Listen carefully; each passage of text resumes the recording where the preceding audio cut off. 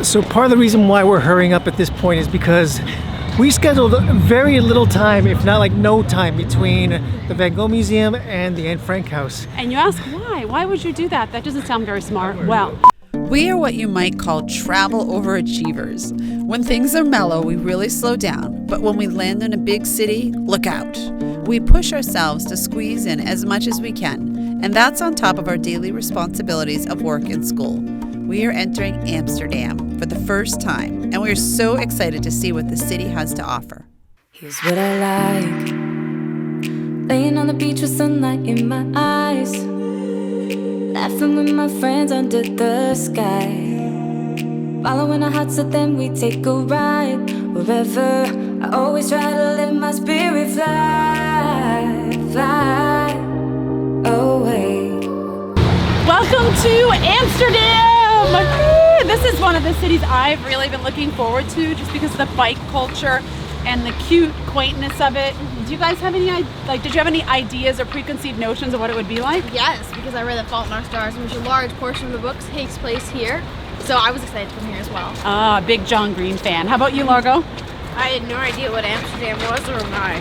All right, so you're gonna be surprised. So we still don't know anything because this is our first morning. But today we are gonna head to the Vincent van Gogh Museum and then beat feet 15 minutes later to the Anne Frank house. We got last minute tickets. So that's pretty much our day. Then we're gonna head back and do some work, but we'll be back here tomorrow as well. So this morning started a bit early. For us, that is getting out of bed around 7:30 a.m. I know that doesn't sound early, but we've been burning the midnight oil as a family as of late. Getting the early wake-up call might be the exact thing we need to get our bodies back into a not-so-crazy routine. First order of business today was the Van Gogh Museum. So we are here now in the Van Gogh Museum, and this is another museum that has that policy where you can't record, you can't take a picture, you can't take out your phone, you can't do anything. This is like good and bad. Good because I get to actually enjoy this. I'm gonna have an audio guide. I'm gonna be listening to this. Bad, I can't show you guys. So right here is the extent of what we're gonna see in this museum. We're gonna report when we're done, but at the end of the day, it's good quality time with the family. You excited to do the audio guide? I am. I love the audio guides, guys. I know they're a little extra money with museums, but they really give us a tremendous experience. The places that haven't had the audio guides, we've kind of been like, we're Googling things. So this museum has, you can do a see the highlights tour, which is 45 minutes, or you can do the full tour, which is about an hour and a half to 2 hours. We have to do the see the highlights because we are going to the Anne Frank Museum after this and we have a quick turnaround. So we'll see you at the end since we can't film in here. That's okay. I know. We're gonna sit back and be observers. Exactly. Let's go. We should have Hit start. We should have a phone that knows every single audio guide out there. Like an app that has all the audio guides. Shh. Don't put that on there. That's a great idea. You know what's crazy about these no video rules in museums? They only seem to apply to people like us who have an insane vlog setup. What seems to always fly under the radar is the smartphone. I wish we could have shown you more.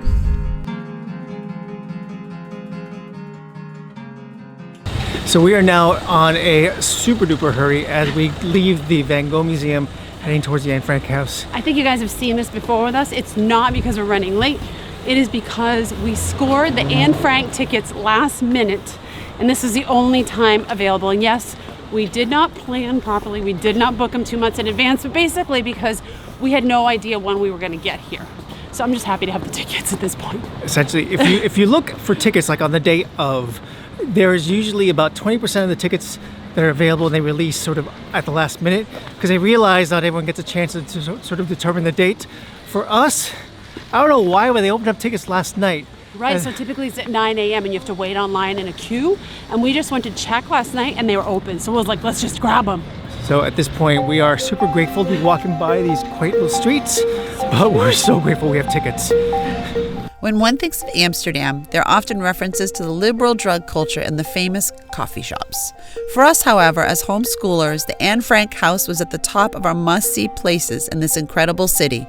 So yet, Avalon, another non-video event. My goodness. Can you imagine? I think this is like the country of no filming.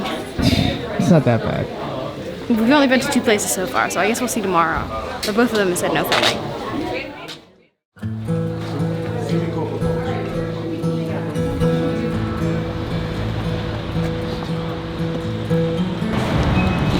So that was harder, I think, to go through than I thought it was going to be. I thought it would be a little bit easier because we did a whole study last year on the Holocaust and visited about 4 or 5 concentration camps, read a ton of books, read Anne Frank, and honestly, I just thought this would kind of bring it all together, and it really made me so incredibly sad. And I don't know if it's because of the way we are now in the world and how I feel like something like this could happen again. How did you guys feel about being there? I think the worst part was hearing like the excerpts of her diary where she was talking about how she wanted to be a famous writer and all those dreams that she had that weren't accomplished. That was the saddest part for me. That's really hard to hear from such a young girl who had so much hope. How about you, Largo? Was it hard for you to go through there? Like what? It was okay. Was it as hard as the concentration camps, or did you feel like? It was just as hard as the It was just as hard. I know. I think that it's I don't know. I don't have words. I can't believe that other humans would do that to other humans. I just am amazed, and I'm still amazed today when I see it. I just think it's sad. So walking through the museum it's funny because today's been all about going to museums that don't allow you to film. Van Gogh, to be truthful, I don't get it. You can look at every single image that Van Gogh ever created, every single painting online. So why can't we take a picture? Nevertheless, but Anne Frank, it totally makes sense. I mean, when we were there, besides the woodpecker sound we have right there, hello woodpecker, but while we were there, there was little, if any, speaking at all. Everyone was reverent, everyone was quiet, everyone was just in the solitude of what Anne felt the entire time. So I don't think it would have been appropriate to record it. I guess it would have been cool to have some cool B-roll scene, and I'm sure there's some video guy who actually did it in there, snuck in the camera. If I can find one, I'll link it right up there. But in essence, it is a moving experience. Eventually, as the day wore on, we were able to shake off our morning tiredness and get into the swing of things. Just the sheer beauty of this city is incredible, but it was eventually time to get into food. And in Amsterdam, there is no limit of options. What do you guys feel like for food? Something Asian. Noodles. Well, we just happened to be walking by a bagel shop. We should have Dutch food. Take care, let's go. I would love Dutch food. All right, I know you guys, we always eat local. We're here for 3 days, so we'll eat tons of Dutch food and all kinds of pancakes and all kinds of goodies. You want Asian, what do you want? Asian. Asian too? Mm-hmm. Will? I want whatever is the closest. We I'm are really a majority hungry. of this household. I want bagel. No, that's I think one I person. lost. All right, Asian. Let's find some Asian food. Do we have any particular Asian we want? Nope. No? Okay, we're flexible. All right, let's hop to it. I see Chinese over there.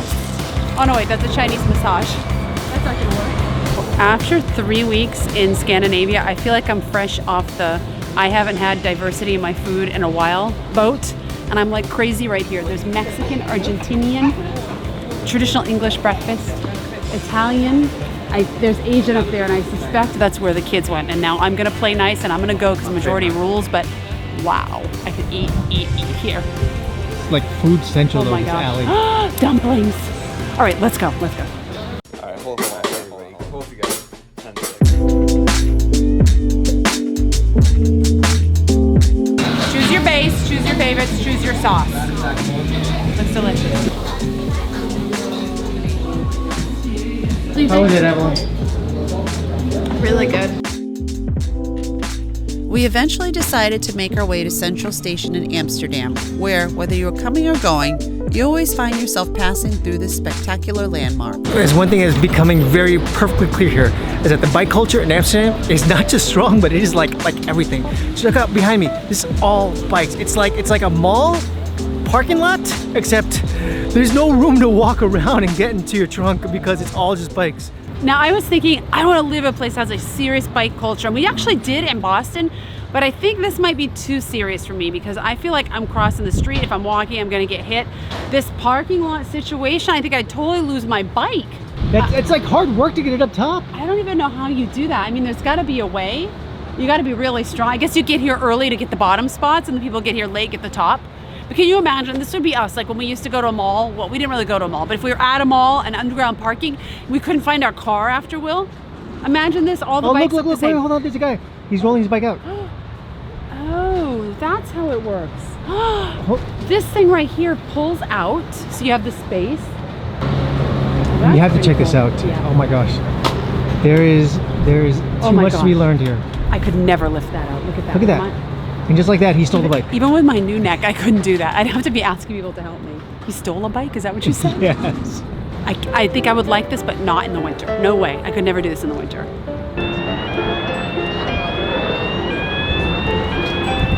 Amsterdam is a city on par with the top cities of the world. London, Paris, Tokyo, New York. Sure, you can spend a day visiting amazing museums that you're not allowed to record in, but it's in wandering around and soaking in the local vibe that the true experience is gained. Amsterdam is a city that must be visited.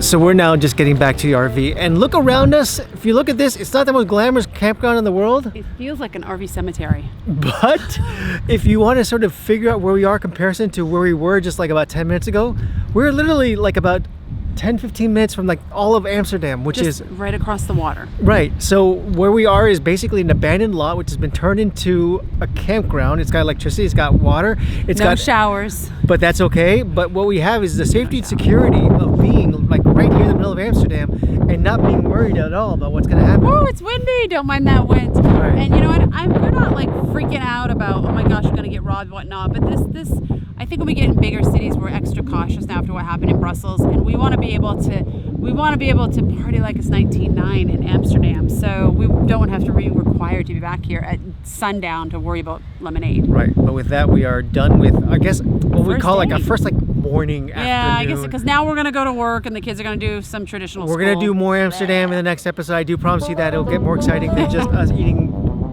Asian food. What's up with that? All right. Asian food. All right. We'll see you guys next time. Bye. Okay. Bye. Wow.